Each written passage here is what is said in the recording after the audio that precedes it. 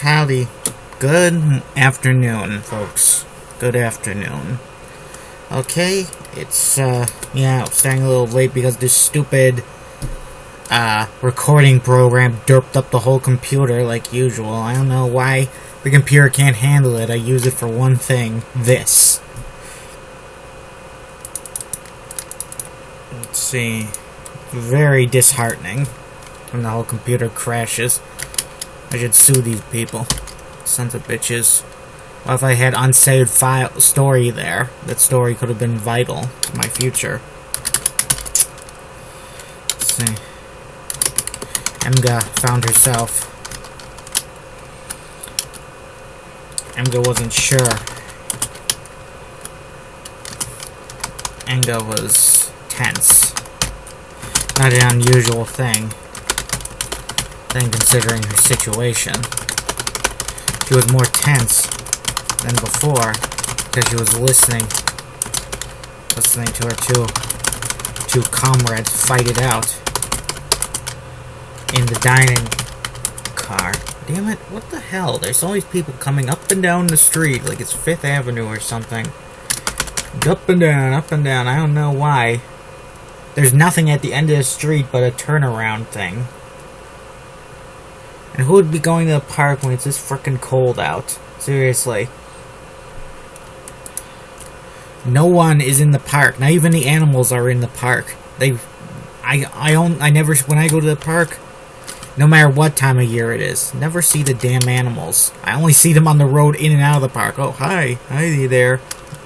Wouldn't you rather live in the park, dear, where you don't get run over every time you step across a street? Nope, apparently not. Deers are the smartest creatures among us. Listening to their two comrades play on. Against the gods only know how many terrorists. It sounds like a whole army. Army was in there. Emga knew this wasn't like a movie where the heroes were guaranteed. Why did they make guaranteed such a hard word to spell? Whoever came up with guaranteed. Guaranteed. A. Why is it A and not E? Guaranteed. It sounds like E.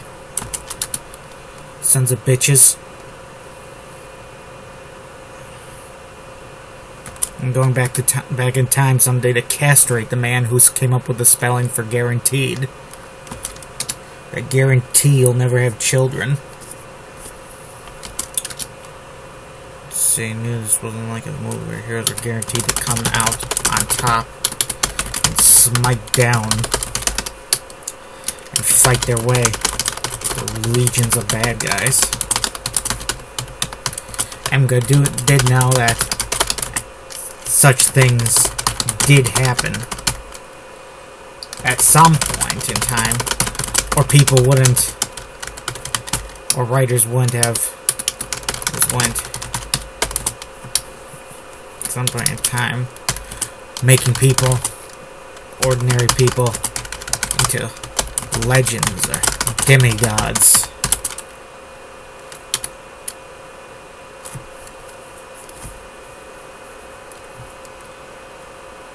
It did happen in the past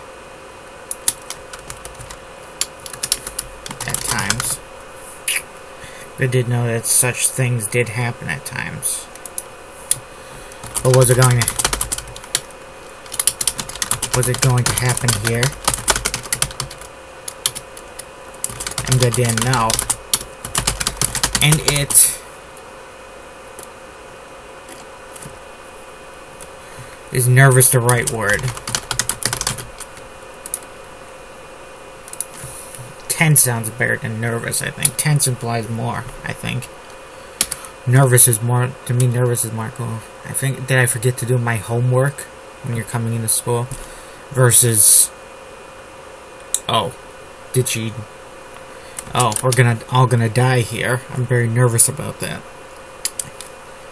And none of the men in the car with her seemed up to continuing the fight. If Kola and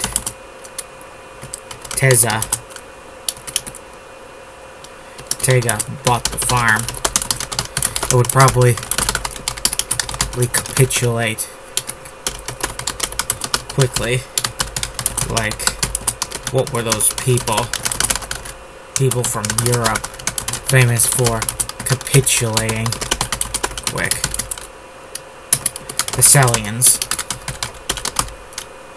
Emga remembered. Since they surrendered to the Bloodkins in 40, everyone thought of them as a bunch of cowards. Cowards. Emga supposed being considered. Emga, what was worse? Cowardly reputation, or the rep that the Jade Nation had, being responsible for more bloodshed than any other race in history.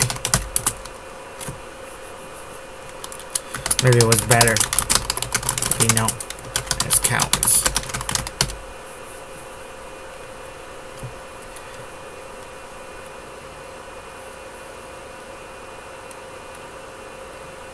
Being a bunch of barbarians responsible for more bloodshed.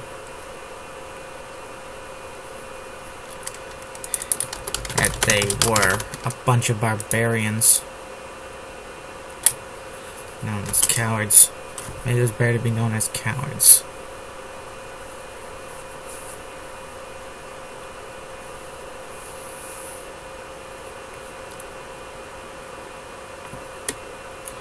Emga wondered what was worse, a coward rep.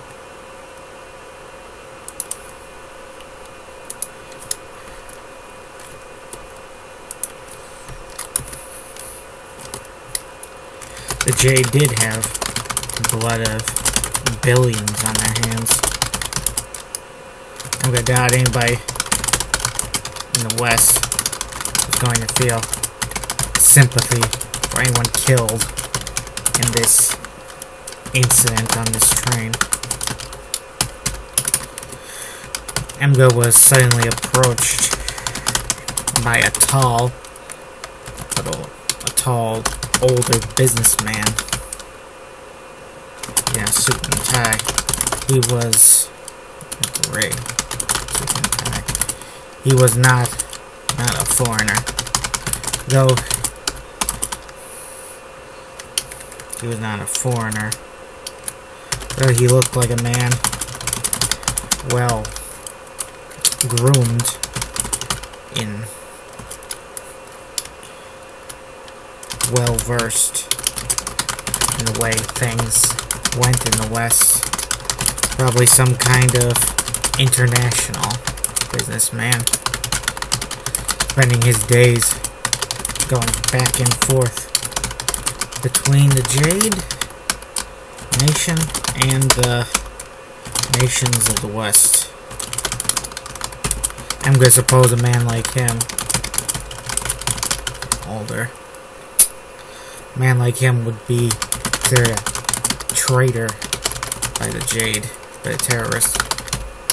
Greetings, the older man said. Hello. Engo replied briefly. The older man had a pistol of some sort, a bigger one. Engo thought that Tega called it Colt 45, some kind of big Zetin gun. Engo had seen it before. Seen it, one word. And it before, in person and in movies. The Zetin MPs in the Capitol like to whip that gun out whenever there was trouble.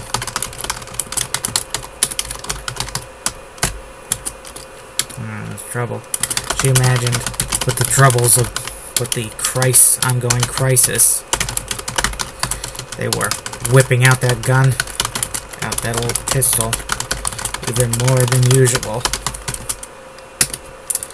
Are they under occupation? I don't know.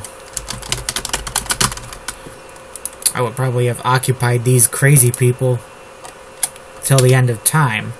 After all, they did kill 1 billion people. You don't just leave people like that to their own devices after a major war with them. But I'm trying to think, how long was Japan occupied after the war? Germany was occupied from till the late 80s, pretty much. I'm pretty sure they still have a lot of foreign troops there. But, you know, they did start 2 world wars, so... Let's see.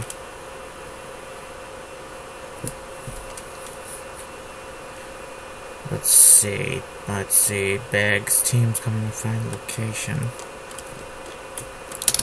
I am Amy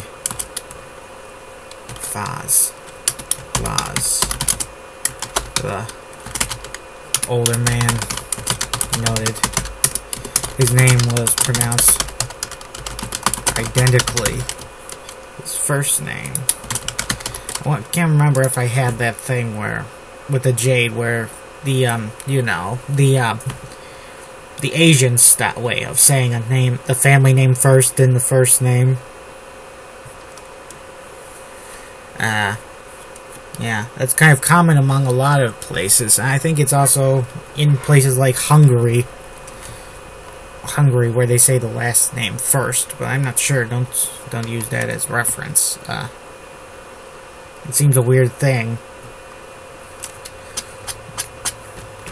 Your family comes first in a lot of countries, I guess. But it's funny because, you know, I've never referred to I would feel so weird calling myself Wagner than my first name. His first name was pronounced identically to the Western name named Amy. Emga, knowing a bit about the West from books and dealing with Westerners. Dealing, is that the right word? Tolerating them? Holding your nose in front of them? Something like that. We Westerners are not liked in a lot of parts of the world.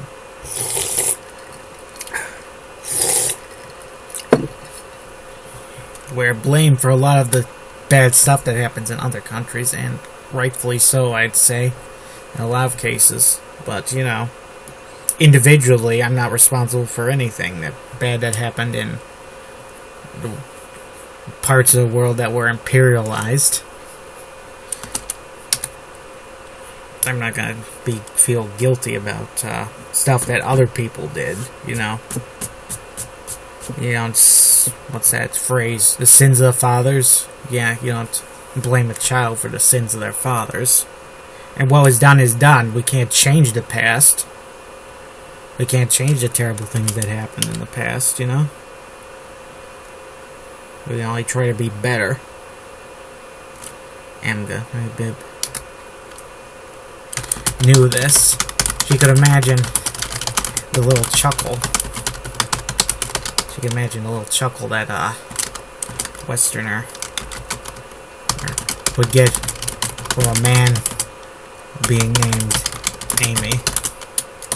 Yes, Emga replied, then introduced herself fully. First and family name in that order. Family name.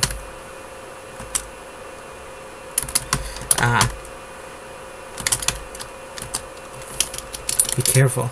So it is you, Amy noted slyly. Be careful. Careful who you tell your name to.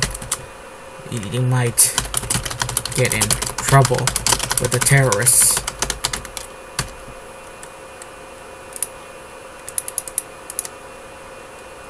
Let's see. Where the hell is she? Harris. Yeah. I'm already in quite a bit of trouble with them. Emga reply. Did I call her Emma by accident? Emga. Emma.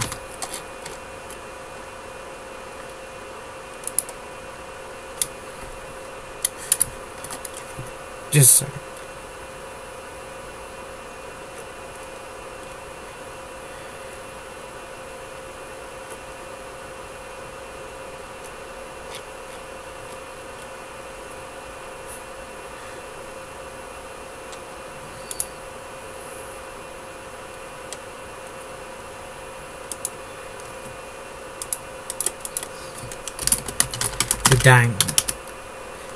The passenger car behind the dining car.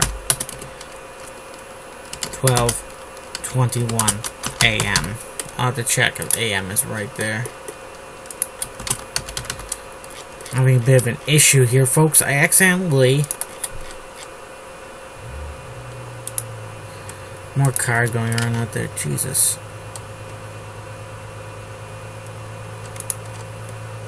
I can't believe how busy my little part of town is getting. We're apparently a major commute way now for all the people working in the city. Isn't that wonderful? I'm no heiress. I work with your father. Your father. Amy noted. And, then asked, do your male comrades know that you're an heiress? Emga gave him, the man, a forceful look. Unhappy look. I'm no heiress. Heiress, Emga said. Replied. I don't want any of my father's money. I just want to live in peace. Don't worry, it's fine. I understand. Amy smiled. Some people don't want to live in the shadow of their ancestors. I won't tell a soul who you are, especially like not the terrorists. I'd be a valuable hostage, Emma admitted, and a major political. Let's see, rich, poor, and a major and an ideological enemy as well. In a way, I'm not into politics. I'm not part of politics. My father, they probably consider him a great ideological enemy. Pretty much the face of the collaborating, West-loving leaders of our country. Westerner.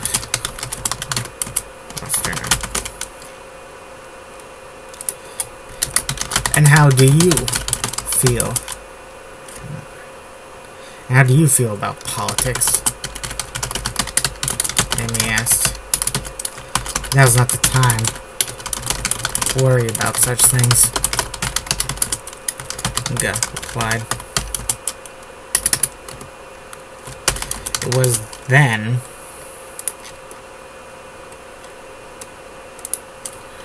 that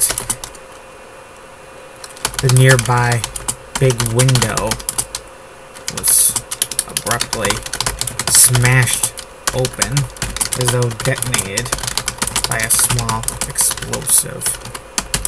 Glass flew in and out of the car, stopping short of injuring Emga and Amy. Amy fled immediately, dropping his pistol, putting his hands on his head and retreating.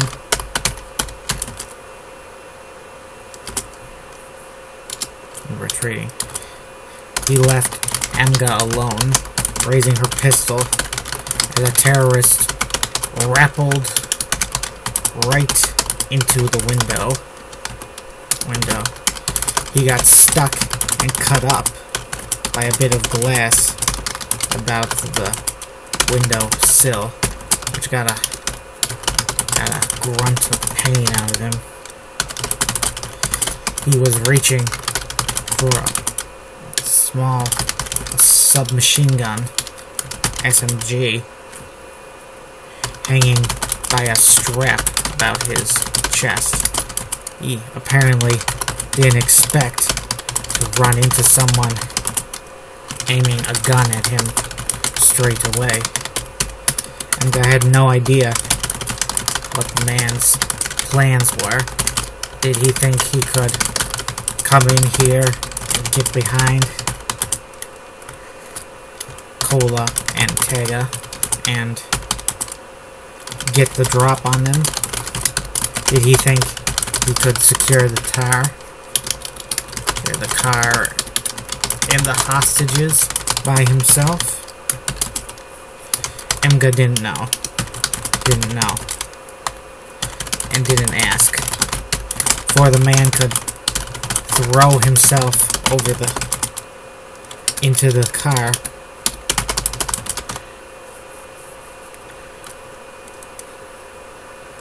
Into the car. Emga barked a warning at him. "Don't move," Emga yelled. "Stop right there." Emga could only see the man's eyes, and they were the eyes through his mask and goggles. And they were the eyes. Expression. And they were the eyes of a killer. Emga was suddenly certain that if she didn't shoot now and if she let him get into the car, she was dead. He would just shoot her down. For some reason, he pictured him seizing her and slitting her throat like she was some animal to be slaughtered. "I'm giving you one last warning," Emga yelled as loud and forcefully as she could. Forcibly? What is forcibly? As she could. But was disgusted by the weakness in her voice. Was she about to die? Emga thought. Will Emga die? I don't know. Tune in next time to find out. Have a nice day, folks.